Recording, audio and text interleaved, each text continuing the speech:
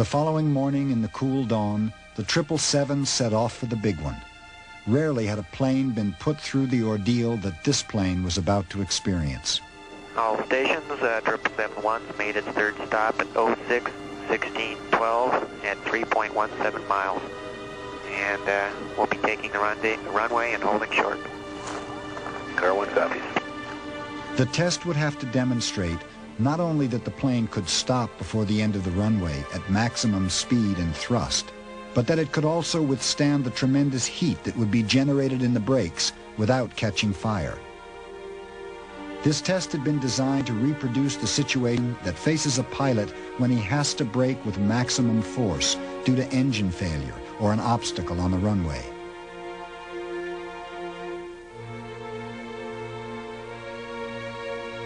The plane was at the maximum weight it would ever carry, laden with ballast to take it up to 288 tons. Cashman would accelerate the plane to a speed of 210 miles per hour and then apply the brakes with maximum force. Just to make the test even harsher, the brakes had been worn down to the minimum allowable thickness. 1, 2, 3.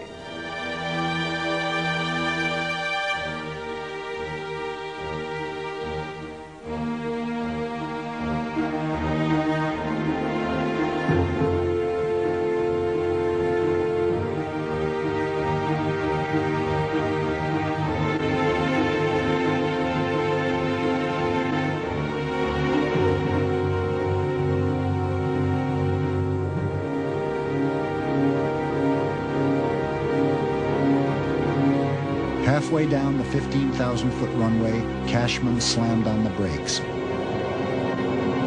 As the plane traveled another 4,000 feet, the carbon discs and pads heated up to 3,000 degrees centigrade.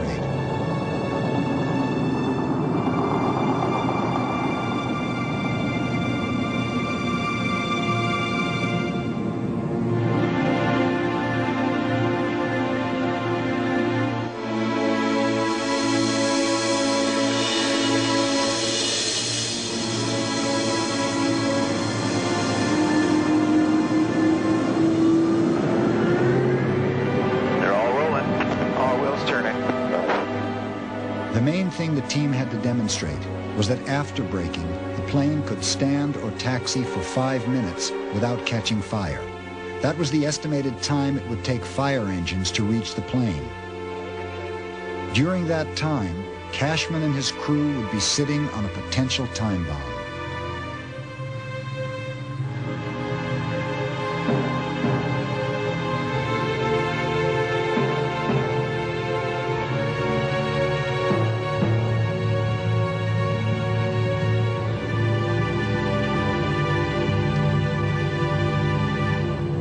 As the plane taxied carefully back to the stand, several fire engines waited, counting the seconds until they could put out the flaming brakes and cool the wheels.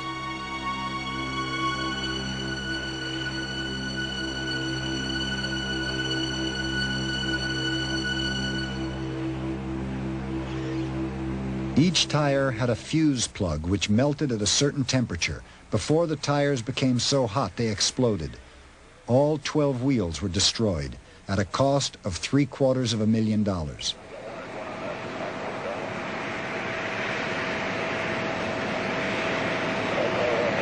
But the plane didn't catch fire, and the brakes performed even better than expected.